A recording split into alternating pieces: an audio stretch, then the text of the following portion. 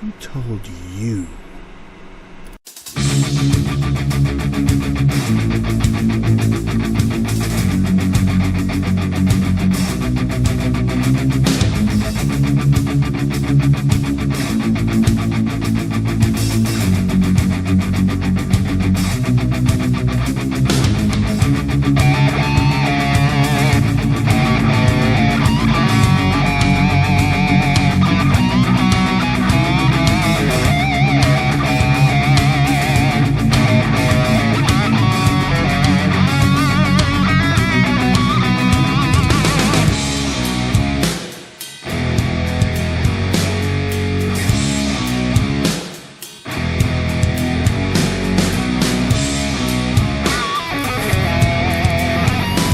This is Liam once again on the drive home.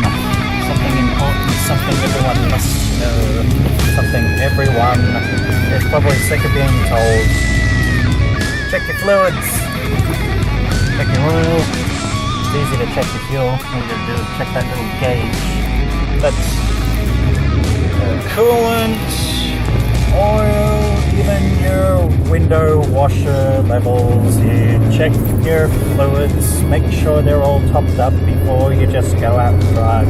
Otherwise, it could lead to catastrophic events such as engine failure. It could lead to, things blowing up from within. And a truck is about to try and cut me off, so I'm gonna have to push in front of them. But anyway, always check your fluids. But you also gotta check your own fluids. Yeah, that's right. You know what I'm talking about. Lots of people drinking lots of soft drink and a lot of other things. When I was doing personal training, I had to get people to check their fluids a lot. Had to check what they were actually drinking, check what they were actually putting into their bodies, and they were trying to lose weight.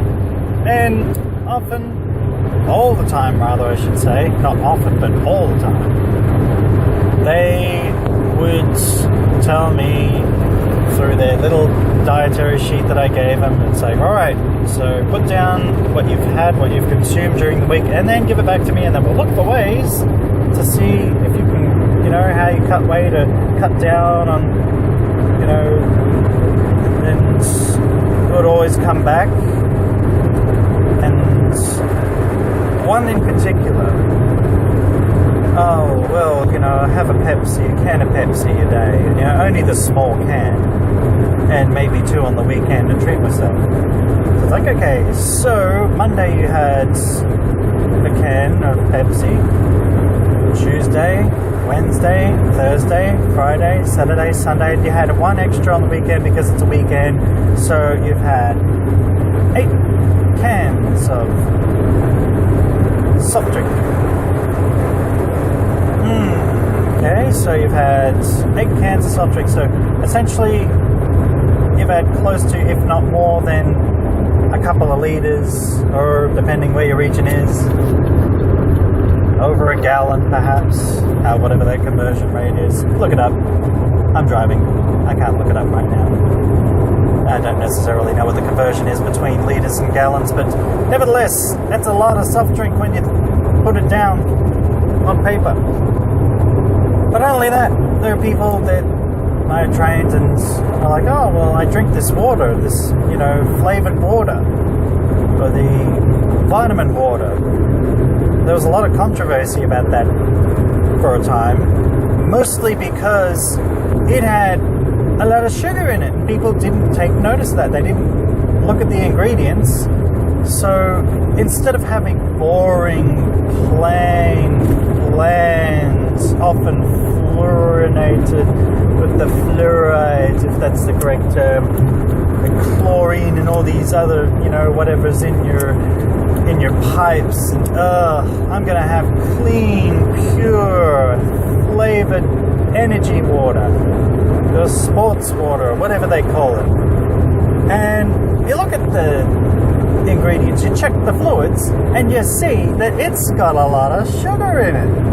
and maybe a couple other things, depending on what you're drinking. There was someone who's essentially drinking like a lemon water, and it was like an individual brand, not one of the major labels like Coke or Pepsi, Amatil, but it was essentially almost as much sugar and other ingredients as lemonade.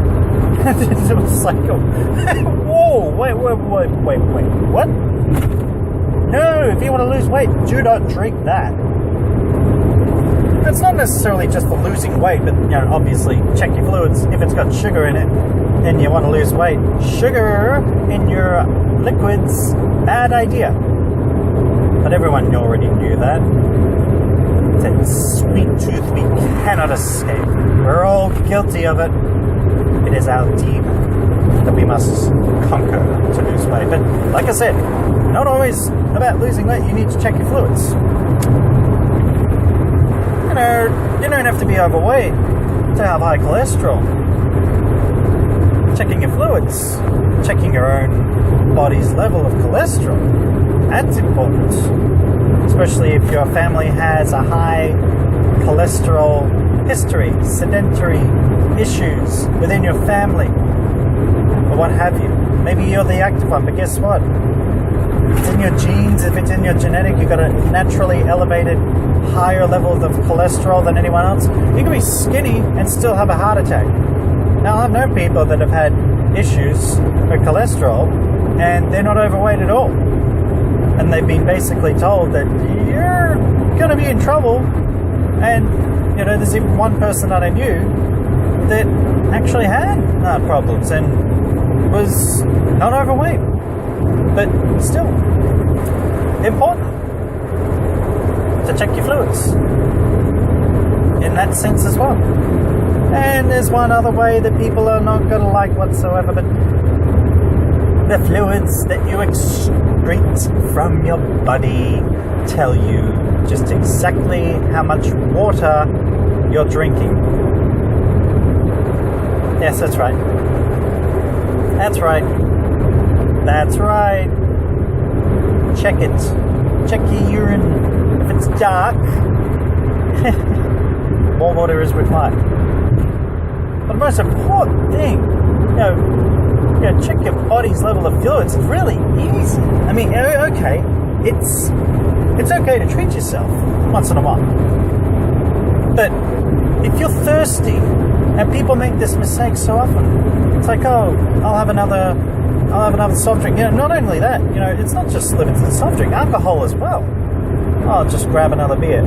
Just grab another sip of wine, And you have more and more and more. But it's more often with soft drink, but people do it with alcohol as well. Knock them back because they're thirsty. It's like if you're thirsty, okay, same with alcohol and the principle of, pacing yourself. With soft drink as well as alcohol, it's a good idea to have a glass of water, have some water as well with whatever you're drinking. Because otherwise, you're just going to make yourself more dehydrated because your body needs water. We're not composed of all the sugar and caffeine and other ingredients, food acids, what have you. Not to mention all the food coloring that tends to be in a certain branded soft drink, but beer as well. And yes, also as well, a way of checking your fluids. Very simple one. Check your fluids before drinking alcohol. If you have not had any water and then you have alcohol, you will immediately be drunken with your alcoholism.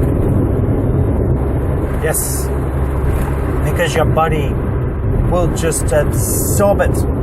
Because if you're thirsty, that means you're dehydrated, which means your body is going to take that alcohol. You're going to be drunk very quickly. And you will register a higher level even if you've just had one drink of alcohol. Your blood alcohol level will skyrocket higher than it should.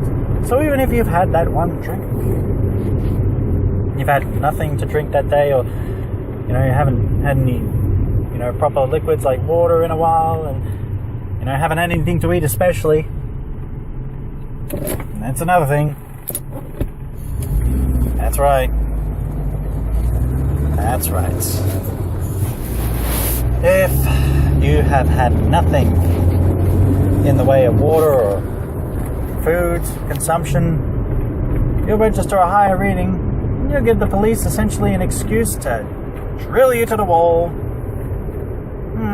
Even if you just had one drink, you will register higher than you should, and perhaps, depending on what drink you had, you'll blow over the limit. You don't want to give the cops the satisfaction of pulling you off the road if you're a good, decent person who's not an alcoholic and just made an honest mistake. Don't make the mistake to begin with. Check your fluids. Very important. In the summer. Very important as well. If you got animals, check the fluids in their water bowl. Check to see it's clean. Check it. We got a lot of things you could check. If it's hot weather, check your fluids. Check your pool for all the chlorine and see how clean your pool really is. Now we're kind of getting way off subject, but you get the idea. Check your fluids. It's important. Car, important. Yourself, very important. But anyway, and it reminds me, I haven't checked my oil in a while. I know there's no leaks or anything, at least sure there's not. But still, good chance to check, because then I'll know. And I'll have to get things repaired. Like repairing stuff on bloody cars, that's me. But anyway, I am bloody exhausted after this week, because I've basically been doing a lot of things. Maybe some things that you have already known about if you've been listening to the past podcasts and the past drives home, but essentially I've been achieving goals. I've been setting goals and achieving them. And that's an important thing to do, no matter how little a goal may be, no matter how little a task may be. Set a goal for yourself, work towards it, achieve it. Very important thing to do, because it's all about morale boosting, for your own self-confidence, for your own self-well-being. Because every time you achieve that one little thing, you don't give up on that one thing that you set yourself out to do. And you accomplish that goal. Whether it be meeting a task at work, which is something that I attempted recently. Oftentimes, you work towards that PB, that personal best, in a race or a competition.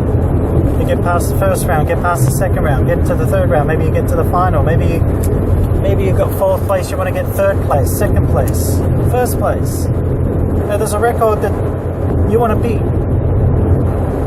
And even if you fail, small victory can be taken from the fact that if you've done everything you can, you go out there, you lose anyway. It's not failure. It's still success. Because you've gone out there, you've done everything you can, you did everything right. You did everything right in your mind. And maybe on that day, at that time, you did everything right. But they did everything better. They also did right. It's not about right, it's not about wrong. It's just about who's better.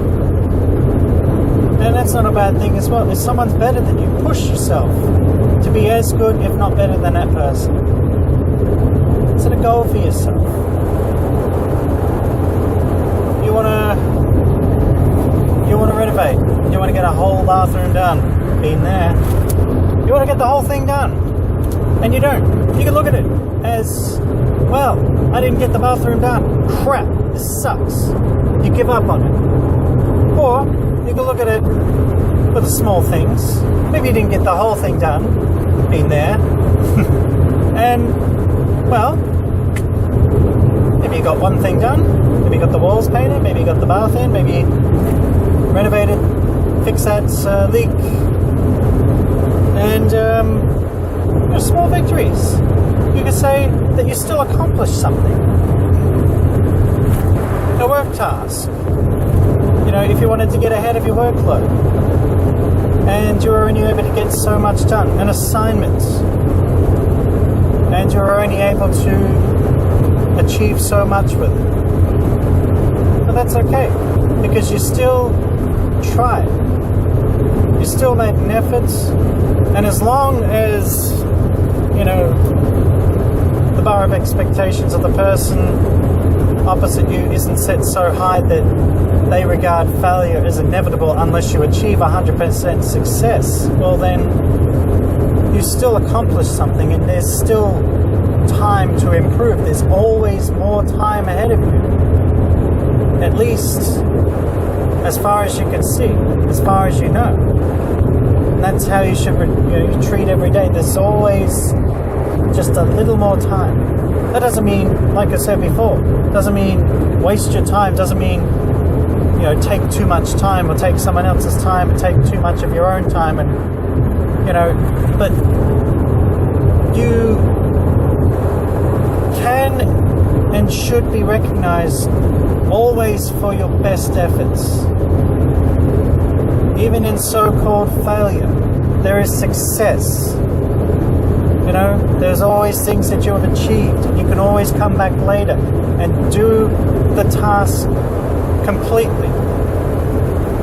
Because now you look at it one way, if you couldn't get it done, now you're beaten, now you're morally, there was a guy on the highway with a trolley and 2 dogs. That is interesting. Maybe I should get one of those GoPro cams and face it outward and face it inward towards me. Oh well. Interesting things you see on the drive. I hope that guy's going to accomplish something. He's on a highway with a trolley with 2 dogs. That's weird. You know what? I think I'm going to use that for my comedy routines.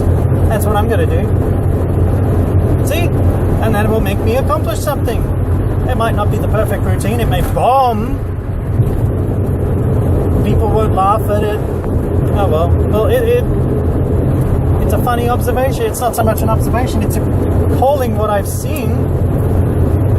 It's more, observation, but not me personally observing. It just happened to be there. If I go write a routine, try it out. People may laugh at it. Some people won't.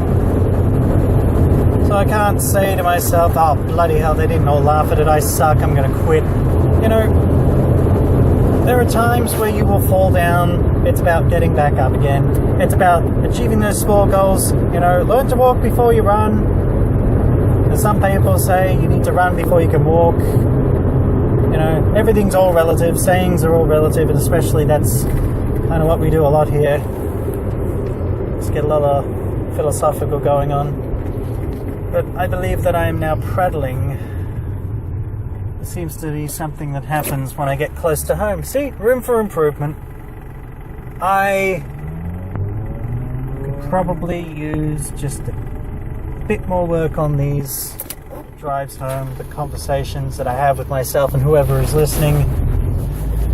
And if you did like what you listened to, click that like button. You didn't like it? Okay. That's a dislike. And I guess I'll have to improve on the next one to ensure that everyone likes me and everyone likes it. But, if you don't, okay, so be it. But it's all constructive anyway. Share with someone. Maybe needs a bit of a confidence boost and just that little bit of a leg up. They've fallen over time and time again. Still and get back up. Here, listen to this video. It'll inspire you. Maybe it won't, but at least you tried. See? An accomplishment. Turning everything into a small amount of accomplishments, which lead to various amounts of success. But it is how you view it at the end of the day. And if you view everything as, well, you didn't get it done, so you failed, you'll never accomplish and you'll never achieve. But if you look at it as, well, I got this much done, and I achieved this, even though I didn't get everything that I wanted to get done, I still got something accomplished. I still got this far, and there's still time for me to go further. So unless you're in a bed and dying, it's not too late. I almost didn't make it. Well, my phone didn't. Got down to 10% before I got back to my car. Doing a little bit of that time management thing that we were talking about the last couple of episodes. I gotta get to a destination, but if my phone isn't charged, whatever will I do in an emergency if I couldn't get my car started? As my car, the one that I'm driving right now, the Rat Runner, does have a bit of a smaller battery than perhaps it should, or it's just got the battery that's just the right size. And because of that, sometimes when I'm running a lot of things at the same time, especially the air conditioner and having the car on idle, it tends to flatten the battery. So I had to take the measure of steps to ensure that there's enough of a charge. The batteries are charged, so if the car's sort of just running idle for a while, just basically recharge the battery, run the car a little longer, turn the air conditioner off, do what I need to do to ensure that I've got enough of a charge. So you run out of charge on your phone, it's one thing. You know, now you're cut off from the world, but it's not really the end of the world unless you're quite literally in the middle of nowhere. And still, it's not the end of the world. I mean, hopefully it's not. But if your car runs out of battery, still, it's not the end of the world. It's annoying if your phone and your car battery go flat. You might be in a bit of trouble, but still, the most important thing is that your batteries are charged. You get a good night's sleep. Make sure you've eaten. Make sure you haven't skipped a meal. It's important.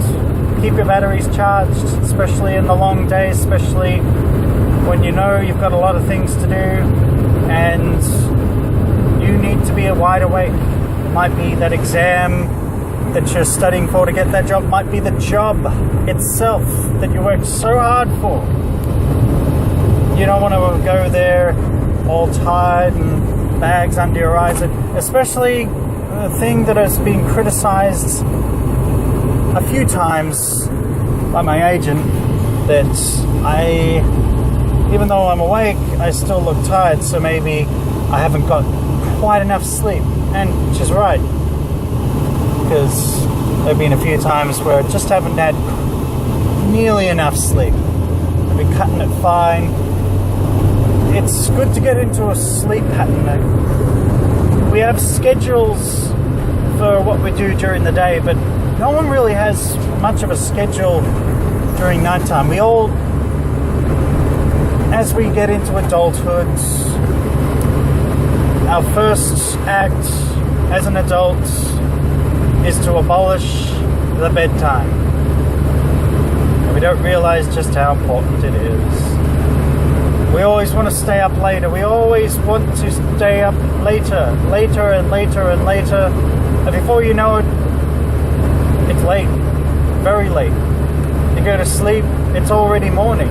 You wake up, it's the morning. You're supposed to wake up at a specific time. You think, well, I got sleep. Why am I still tired? Look it up on the internet.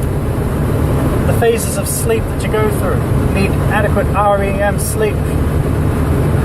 You know, you get into your subconscious. Your brain begins the process. And blah-de-blah-de-blah. All that you gotta do is relax. Find a way to relax. But ultimately, you gotta plan it. Just like you plan your day, you plan your evening.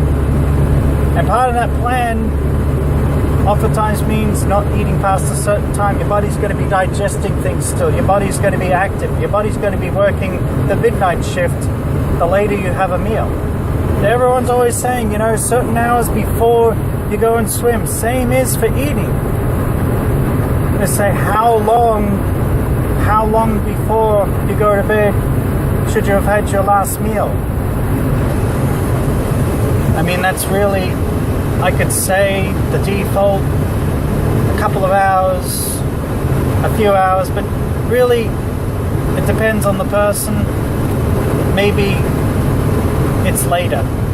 Maybe it's much later. Maybe you can't get to sleep because you've had that coffee. Shouldn't have had that coffee. Of course, there are a lot of people that don't have coffee with their dinner, but there is that magical thing known as a soft drink. The sugars and the caffeines, depending on the brands. There's some people I know that have had V's. A V. Energy drink. Red Bull. Monster. For a dinner meal. No! Don't do that. That's an energy drink. You want to stay awake. You'll be tired, but you'll still be awake. And even if you go to sleep, your body won't be completely asleep. It's still going to be working. Because the body's just not going to stop digesting. It's not going to stop working. It's not going to stop doing what it needs to do to get all that food and all that drink and all those ingredients that are in the can or bottle. It's not just going to sit there all that time. It can't. The body just can't let it sit there. If it does, you got a problem. It's got to go one way or the other, and we all know what happens when things just tend to sit in the body and do absolutely nothing. You got trouble. But it's always important to ensure your batteries are charged. And still, it's also important to make sure your phone is charged. If you're in a certain job like I've been, where you carry certain electronic equipment and you got to make sure that that's charged, because that may very well be part of your job. You need to have that device fully charged, otherwise can't work, can't do what you need to do. Whether it be a reader, whether it be just an electronic appliance like a laptop, or even a vehicle, a car especially. If you got a bad battery, you're going to have to get it replaced, otherwise you won't get the car started. And if you do, if you're fortunate enough to get the car started and running, it's not going to be forever. It's going to stop as soon as you turn that car off. And it may have something to do with the alternator. It may have something to do with another component in the vehicle. Get it checked, but ensure that your batteries are always getting charged. Without the battery, don't have charge, not going to be thick and straight, not going to be moving, especially if you're a sportsman, if you're a sporting competition. That's the most important thing in the world, that you have 100% energy. A competition, especially if you're in a team sport, you and however many other players need to all be as fully ready and as fully charged as you can possibly be, so that you can go out there and win, lose or draw, say that you put in 100%. Even if you weren't 100%, that's fine. 100% of what you were able to give. But if you honestly didn't recharge your batteries, and you got an important competition, an important exam, an important job meeting, you got something that needs to be done the next day, it's going to affect you in ways that you didn't even think possible. You'll stumble over your own 2 feet, you'll stumble over your own 2 words, you'll forget things, you won't get things done. And then there's always the heightened risk that while you're driving, or if you're not driving, you call the daydream effect, but while you're driving, you don't want to be daydreaming or going into one of those micro sleeps. As bad things happen, people can get hurt. You could end up hurt or serious injure someone else. Always recharge your batteries. Very important. How? How do you recharge your batteries? Well, I really can't answer that question specifically. Each person is different. Each person's situation and circumstances are different. But I guess that's for someone such as yourself to think about. Analyze your own plan, have a look back, diarize everything if you need to, and get into a schedule. Have a look at it. Are you eating things that you shouldn't be eating at certain times that you shouldn't be? Are you doing things at a certain time or not doing things at a certain time? Are you overexerting yourself when you shouldn't for a particular task, which leaves you drained for another? Maybe there are things that require less energy that should be done first, and then get to the more vigorous stuff. Or you're going to do the vigorous activities. You know, get them done early in the day. Give yourself plenty of room to rest. Take breaks. Recharge.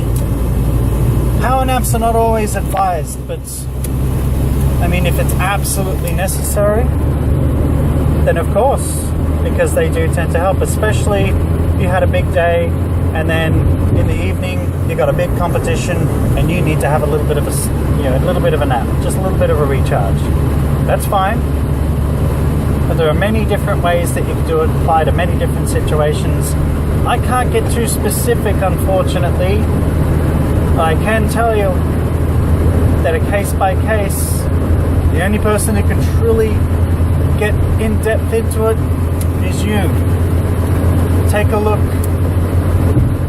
at your own life and see where you can make improvements. Always there's room for improvement, and there's definitely always time to recharge. There's always time for you to get some sleep, get some rest, and to do it at an appropriate time where you feel 100% and it doesn't disrupt the next day, it doesn't disrupt anything that you have to do.